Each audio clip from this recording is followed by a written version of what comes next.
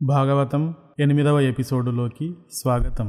ఈ ఎపిసోడులో మహాశివుడు వీరభద్రుని చేత దక్షుని తలను నరికించి మేకతలను అతికించే కథను చెప్పుకుందాం. పూర్వం ప్రజాపతులు అంతా కలిసి పెద్ద ఎత్తున యజ్ఞం చేశారు. ఆ యజ్ఞంలోకి ఋషులు, దేవతలు, మునులు, అగ్నులు వచ్చారు. అంతా వారి వారి ఆసనాలలో ఆసీనులు అయ్యారు. చివరగా దక్ష ప్రజాపతి వచ్చాడు. సూర్యునిలా వెలిగిపోయే తేజస్సుతో అక్కడకు వచ్చాడు. అతనిని చూసి అంతా లేచి నిలబడి అతని పట్ల తమ గౌరవాన్ని ప్రకటించారు. కాని బ్రహ్మదేవుడు, మహాశివుడు మాత్రం తమ ఆసనాలలోంచి లేవలేదు. బ్రహ్మదేవుడు దక్షుని తండ్రి కనుక దక్షుడు అతనికి నమస్కరించి వెళ్ళి తన ఆసనంలో కూర్చున్నాడు. కూర్చుని తాను రాగానే లేచి నిలబడి అంతా గౌరవం ఇవ్వగా అలా లేచి నిలబడకుండా కూర్చునే ఉన్న శివుడిని కోపంతో చూశాడు. తర్వాత, మహాశయులారా, చూశారా ఈ శివుని పైత్యం?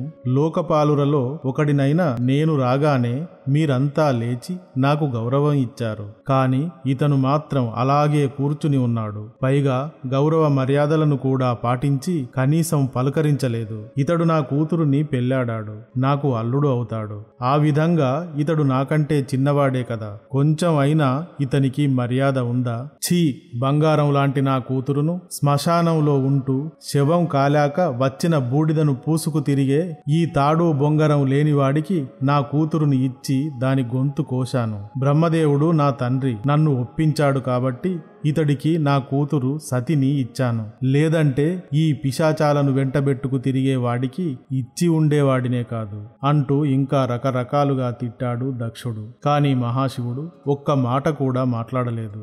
దాంతో దక్షునికి మరింత మండిపోయింది. సర్రున పైకి లేచి తన కమండలంలోని నీటిని చేతిలోకి తీసుకుని, ఈ శివుడు దేవతలందరిలోకి అధమాతి అధమస్థానానికి చెందినవాడు. ఈ రోజు నుండి అందరు దేవతలతో పాటుగా ఇతనికి యజ్ఞంలో భాగం లభించకుండుగాక అంటూ శపించి నీటిని విడిచి అక్కడ నుండి చరచరా నడుచుకుంటూ వెళ్ళిపోయాడు. అక్కడకు కొంత దూరంలో ఉన్న నందీశ్వరునికి ఈ విషయం తెలిసింది. దక్షుడు శివుడినే నిందించి శపించాడని తెలిసి కోపంతో ఉగ్రుడయ్యాడు. నిలువునా వణికిపోయాడు. వెంటనే, నా ప్రభువు మహాదేవుని నిందించిన దక్షుని ముఖం మేకముఖమైపోవునుగాక, దక్షునికి అండగా నిలిచిన వారు సాంసారిక దుఃఖ సముద్రంలో మునిగిపోవుదురుగాక, ఇక్కడ ఉండి శివుడిని తిడుతూ ఉంటే చూసి మౌనంగా ఉన్న బ్రాహ్మణులు సర్వభక్షకులు అవుదురుగాక, ఈ బ్రాహ్మణులు అంతా విద్య, తపము, వ్రతములు అన్నింటినీ తిండి కొరకే ఆచరించుదురుగాక, అది వీలు కాకపోతే తమ కడుపు నింపుకోవడానికి భిక్షం ఎత్తుకుని బ్రతుకుదురుగాక అంటూ శపించాడు. నందీశ్వరుడు దక్షునికి, బ్రాహ్మణులకు అంతటి శాపం ఇవ్వడం అక్కడే ఉన్న భృగువు సహించలేకపోయాడు. కోపంతో లేచి నిలబడి, శివభక్తులు, వారిని అనుసరించిన వారు శాస్త్ర వ్యతిరేకులు, పాషండులు అవుదురుగాక, శివదీక్ష పూనిన వారు శుచిలేని వారు అవుదురుగాక, మందబుద్ధులు అవుదురుగాక, జూలు భస్మదారులు అవుదురుగాక, కళ్ళు సారాయి తాగేవారు అవుదురుగాక అంటూ శపించాడు. జరిగిన అంతటిని మౌనంగా చూస్తూ వింటూ ఉన్న మహాదేవుడు తర్వాత తన అనుచరులను తీసుకుని అక్కడ నుండి నిశ్శబ్దంగా వెళ్ళిపోయాడు. తర్వాత కొంతకాలం గడిచాక బ్రహ్మదేవుడు దక్షుడిని ప్రజాపతులందరికీ అధిపతిగా అభిషేకించాడు. ఆ తర్వాత దక్షుడు బృహస్పతి యజ్ఞం అను ఒక యజ్ఞం చేయడానికి తలపెట్టాడు. ఆ యజ్ఞానికి సకల దేవతలను, మహర్షులను, గంధర్వులను ఆహ్వానించాడు. కానీ దానికి శివుడిని మాత్రం ఆహ్వానించలేదు. దక్షుని యజ్ఞానికి తమ తమ కుటుంబాలను తీసుకుని తమ వాహనాలలో ఒక్కరొక్కరుగా వెళ్ళసాగారు దేవతలంతా. వెళుతున్న వారిని సతీదేవి చూసింది. విషయం తెలుసుకున్నది. తమను ఆహ్వానించలేదని మొదట చిన్నబోయింది. కాని ఎలాగైనా తన తండ్రి జరుపుతున్న ఆ వైభవోపేతమైన యజ్ఞానికి వెళ్ళాలని ఉత్సాహపడింది. శివుడి వద్దకు వెళ్ళి, ప్రభు, నా తండ్రి నీ మామ దక్షుడు యజ్ఞం చేస్తున్నాడు. ప్రతి ఒక్కరూ ఆ యజ్ఞానికి వెళుతున్నారు. నా అక్కలు, చెల్లెళ్ళు అంతా వెళుతున్నారు. మనం కూడా వెళదాం. స్వామి, మనలను ఆహ్వానించలేదని అనుకోవద్దు. పుట్టింటికి, మెట్టినింటికి, మిత్రుల ఇంటికి పిలువకపోయినా వెళ్ళవచ్చును. త్రిగుణాలను ఏకం చేసి నిర్మించిన ఈ విశ్వం మీ దయ వల్లనే జనించిందని నాకు తెలుసు. అందుకే ఏదీ కూడా మీకు ఆశ్చర్యం కలిగించకపోవచ్చు. కానీ నేను స్త్రీని, నాకు పుట్టింటిని చూడాలన్న కోరిక ఉండటం సహజం. అందుకని మనం కూడా యజ్ఞానికి వెళదాం అంటూ వేడుకున్నది. శివుడు ప్రశాంత చిత్తంతో సతీదేవి మాటలను విన్నాడు. ఆయనకు దక్షుడు చేసిన దారుణ అవమానం గుర్తుకు వచ్చింది. సతీదేవి, నీవన్నది నిజమే. పిలువకపోయినా బంధువుల ఇంటికి వెళ్ళవచ్చును. కాని అహంకారం, కోపం, దోషదృష్టి లేనివారై ఉండాలి. తానే గొప్పవాడినని, తనకంటే ఇతరులు తక్కువవారని విర్రవీగుతూ గౌరవించదగిన వారిని తూలనాడే వారి ఇంటికి వెళితే తిరిగి అవమానానికే గురి కావాల్సి ఉంటుంది. సతీదేవి, శత్రువుల బాణాల కంటే బంధువుల మాటలే ఎక్కువగా బాధిస్తాయి. దక్షుడు నీ కన్నతండ్రి అన్నమాట నిజమే. కాని అతడు నాపై పగబట్టి ఉన్నాడు. నేను అతడిని గౌరవించలేదని అందరు దేవతల ముందు నన్ను తీవ్రంగా అవమానించాడు. త్రిమూర్తులలో నేను ఒకరిని. నేను ఎలా దక్షునికి నమస్కారం చేస్తాను? అంతేకాదు, అతడు యజ్ఞంలో నాకు భాగం లేకుండా చేశాడు. అతడిప్పుడు నా శత్రువు. అతడి ఇంటికి నీవు ఎలా వెళ్ళగలవు అన్నాడు. కాని సతీదేవిలో పుట్టింటికి వెళ్లాలన్న కోరిక మరింత పెరిగిందే కాని తగ్గలేదు. అది గ్రహించిన శివుడు, నా మాట కాదని నీవు వెళితే శుభం జరగదని ఖచ్చితంగా చెప్పగలను. నీవు పిలవకపోయినా వచ్చావని నిన్ను అక్కడ ఎవ్వరూ ఆహ్వానించరు, పైగా అవమానిస్తారు. ఎందుకంటే ఇప్పుడు నీవు దక్షుని కూతురువి కాదు, మహాదేవుని భార్యవి అన్నాడు. సతీదేవి వెళ్ళవద్దు అంటున్న శివుడి మాటలకు చాలా దుఃఖించింది. తర్వాత అతనిపై ఆగ్రహించింది.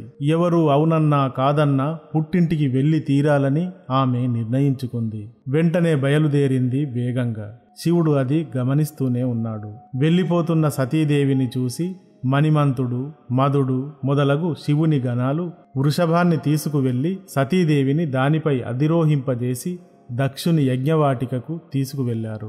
యజ్ఞవాటిక స్వర్గాన్ని తలపించేదిగా ఉంది. సతీదేవి అంతటినీ పరికించి చూసి తర్వాత తండ్రిని చూసింది. అతను కూడా చూశాడు. కాని అక్కడ సతీదేవి లేనట్టుగా నటించాడు. యజ్ఞానికి ఆహ్వానించబడిన దేవతలంతా ఆమెకు తెలిసిన వారే. కాని దక్షునికి భయపడి ఆమెను ఎవ్వరూ పలుకరించలేదు. తల్లి, సోదరీమణులు మాత్రం ఆమెను కౌగిలించుకుని కన్నీరు కార్చారు. అక్కడ తన భర్తకు స్థానం లేదని, తన భర్తకు యజ్ఞం భాగం ఇవ్వకుండా అవమానించడానికే ఈ యజ్ఞం చేస్తున్నాడని ఆమెకు అర్థమయ్యింది. దాంతో ఆమెకు విపరీతమైన కోపం వచ్చింది. తండ్రి వద్దకు వెళ్లి, తండ్రి, శివుడు సర్వశ్రేష్ఠుడు, ఆత్మస్వరూపుడు, ప్రియమైనవాడు, సర్వాత్ముడు. అలాంటి వాడిని నీవు తప్ప ఇంకెవ్వరూ ద్వేషించరు. సాధు పురుషులు తమను నిందించినా సహిస్తారు. నీవు మాత్రం అకారణంగా నిందించి నీ దోషగుణాన్ని చూపుకున్నావు. నీవు అధమాతి అధముడవు. ఇతరులలో లేని దోషములు నీకు కనబడుతున్నాయి. శివ అను 2 అక్షరములను పలికినంత మాత్రాన సర్వ పాపములు తొలగిపోతాయి. అలాంటి శివుడిని నీవు ద్వేషిస్తున్నావు. ధర్మరక్షకుడైన ప్రభువును తిట్టినవాడి నాలుక నరుకుట ధర్మం. కాని శివుడు నిన్ను ఉపేక్షించి మౌనంగా వెళ్ళిపోయాడు. కాని నేను అలా వెళ్ళలేను. తినకూడనిది తిన్నప్పుడు దానిని వాంతి చేసుకుని శుద్ధి చేసుకోవాలి. శివుని పట్ల అపరాధము చేసిన నీ కడుపున పుట్టినందున నా శరీరం కూడా కలుషితమైనది. అంతటి మహాపురుషుని నిందించిన నీ కడుపున పుట్టటం నీచాతి నీచం. అందుకే నా దేహాన్ని ఇక్కడే త్యాగం చేస్తాను అని ఉత్తరం వైపుకు తిరిగి కూర్చుని పసుపు రంగు వస్త్రాన్ని కప్పుకుని శరీరాన్ని త్యాగం చేయడానికై యోగాన్ని అవలంబించింది. ఆమె యోగాన్ని అవలంబించగానే ఆమె శరీరం నుండి యోగాగ్ని జ్వలించింది. శివుని సతీమణిగా పూజలందుకునే ఆ దేవి శరీరం అందరూ చూస్తుండగా తండ్రి దక్షుని ఎదురుగానే కాలి భస్మమయ్యింది. సభలోని వారంతా అది చూసి ఆహాకారాలు చేశారు. భూమ్యాకాశాల్లో అలజడి రేగింది. లోకమాత శివుని సతీమణి ఆత్మాహుతి చేసుకుంది. దీనిని చూసిన శివుని అనుచరగణాలు భరించలేకపోయారు. దక్షుని చంపడానికై ఉరికారు. ఇది చూసిన భృగువు మండిపడ్డాడు. యజ్ఞాన్ని పాడు చేయడానికి వస్తున్న శివుని అనుచరులను తరిమి కొట్టడానికి మంత్రాలు చదువుతూ యజ్ఞంలో ఆహుతులు విడిచాడు. దాంతో యజ్ఞము నుండి రుభువులు అనేవారు పుట్టుకువచ్చి శివుని ప్రమద గణాలను గుహ్యకులను తరిమికొట్టారు. ఈలోగా శివునికి జరిగినదంతా తెలిసింది. అతడు అపరిమితమైన కోపంతో ఉగ్రుడయ్యాడు, రుద్రుడయ్యాడు. తన తల నుండి ఒక జడను పెరికి పెద్దగా వికటాట్టహాసం చేస్తూ నేలకేసి కొట్టాడు. మరుక్షణం ఆ జటాజూటం నుండి వీరభద్రుడు ఉద్భవించాడు. అతను కారు మేఘంలా ఉన్నాడు. ఆకాశం అంత ఎత్తుగా ఉన్నాడు. అతని జుట్టు అంతా అగ్నిజ్వాలల్లా మండుతున్నది. అతని కళ్ళు 2 సూర్యుల్లా వెలుగుతున్నాయి. అతనికి 1000 చేతులు ఉన్నాయి. అన్ని చేతుల్లోనూ ఆయుధాలు ఉన్నాయి. నోటిలో భయంకరమైన కోరలున్నాయి. సమస్త విశ్వాన్ని తన అరచేతితో కొట్టి ముక్కలు చేసేలా ఉన్నాడతడు. అతను చేతులు జోడించి, ప్రభు, ఏమి ఆజ్ఞ అంటూ అడిగాడు. దానికి శివుడు, వీరభద్ర, నా సేనలకు సేనాపతివై వెళ్లి దక్షుని యజ్ఞం ధ్వంసం చేయి. అక్కడ యజ్ఞం జరుగుతూ ఉంది కనుక అక్కడ బ్రహ్మ తేజస్సు ఉంటుంది. కాని దానికి నీవు భయపడకు, ధ్వంసం చేయి, వెళ్ళు అని ఉరుముతూ ఆజ్ఞాపించాడు శివుడు. శివుని సేనావాహినిని వెంట తీసుకుని దక్షుని యజ్ఞశాలకు చేరాడు వీరభద్రుడు. మహాప్రలయంలా విరుచుకుపడ్డారు యజ్ఞశాలపై. 4 వేపులా యజ్ఞశాలను ముట్టడించారు. పడమటి వేపున పత్నీశాలను పడగొట్టారు. సభా మంటపాన్ని ముక్కలు చేశారు. అగ్నిద్రశాల, వంటశాల, వంట సామానులు, పాత్రలు అన్నింటినీ ధ్వంసం చేశారు. ఆ బీభత్సానికి దేవతలు పారిపోసాగారు. కాని వారిని వెంట తరిమి పట్టుకున్నారు శివసేనలు. భృగువును పట్టుకుని కట్టివేశారు. దక్షుడిని వీరభద్రుడు పట్టుకుని కట్టివేశాడు. చండీశుడు సూర్యుడిని, నందీశుడు భగదేవుడిని పట్టుకున్నారు. భృగువు గడ్డము మీసాలను ఊడబెరికాడు వీరభద్రుడు. కళ్ళను ఆర్పుతూ సైగలతో దక్షుణ్ణి ప్రోత్సహించిన భగదేవుని కళ్ళు పెరికివేశాడు. పల్లికిలించి నవ్విన పూసుని పళ్ళు ఊడగొట్టాడు. చివరగా దక్షుని తలను నరికివేశాడు వీరభద్రుడు. అంతా ఆహాకారాలు చేశారు. తర్వాత పరిగెత్తుకుంటూ వెళ్లి బ్రహ్మదేవునికి చెప్పుకున్నారు. శివునికి యజ్ఞభాగం లేకుండా చేసిన మీరు ఘోరమైన తప్పు చేశారు. వెళ్లి అతడినే శరణు వేడండి అని చెప్పాడు బ్రహ్మదేవుడు. ప్రజాపతులు, మునులు, దేవతలు, పితృదేవతలు అంతా కలిసి శివుని వద్దకు వెళ్లారు. ఆయన కైలాసగిరిపై ఒక మర్రి చెట్టు కింద ప్రశాంతంగా ధ్యానంలో ఉన్నాడు. తమ తప్పులను క్షమించమని, విధ్వంసాన్ని ఆపమని శరణు వేడారు. వారి ప్రార్థనలకు కరిగిన భక్తవత్సలుడు శివుడు అంతటితో ఆపి అవయవాలు కోల్పోయిన వారికందరికీ తిరిగి ఎప్పటిలా వారి అవయవాలు వారికి వచ్చేలా చేశాడు. అహంకారం పెచ్చు పెరగరాదని లోకానికి తెలిపేందుకు దక్షుని తలను నరికాను. కాని నందీశుని మాట అబద్ధం కాకూడదు కనుక అతనికి మేక తలను అంటించండి అని చెప్పాడు. ఆయన చెప్పిన విధంగా దక్షునికి మేక తలను అతికించారు. దాంతో అతను నిద్ర నుండి లేచినట్టుగా లేచాడు. అహంకారం పూర్తిగా నశించిన వాడై శివునికి మొక్కి, నా అహంకారమే నాకు మేకతల రావడానికి కారణమైంది అంటూ రకరకాలుగా తన తప్పును ఒప్పుకొని శివుడిని స్తుతించాడు. తర్వాత మహాదేవునికి యజ్ఞంలో భాగం ఇవ్వడానికి దక్షుడు దేవతలందరి సమక్షంలో సిద్ధమయ్యాడు. యజ్ఞం మధ్యలో ఆగిపోరాదు, ఆగిపోయిన యజ్ఞాన్ని తిరిగి జరిపించు అని చెప్పాడు శివుడు. దక్షుడు తిరిగి మేకతలతో తన భార్య ప్రసూతితో కలిసి యజ్ఞం నిర్వహించాడు. యజ్ఞము చివరలో మహావిష్ణువును ధ్యానించగా ఆయన గరుడిని వాహనంగా అక్కడకు వచ్చాడు. యజ్ఞంలోని 3 భాగాలలో ఒక ప్రత్యేక భాగాన్ని ఆయనకిచ్చాడు దక్షుడు. అప్పుడు విష్ణువు, బ్రహ్మ, విష్ణు, ఈశ్వరులమైన మేము ముగ్గురము ఒకే భావం కలవారము, మమ్ములను వేరుగా చూడవద్దు అని చెప్పి అంతర్ధానం అయ్యాడు. తర్వాత 2 భాగాలను శివునికి, బ్రహ్మదేవునికి సమర్పించాడు. అంతటితో దక్షుని అహంకారం పూర్తిగా నశించింది. తర్వాత తనను తాను దగ్ధం చేసుకున్న సతీదేవి హిమవంతునికి, మేనకకి పార్వతీదేవిగా జన్మించి తిరిగి శివుడిని భర్తగా పొందింది.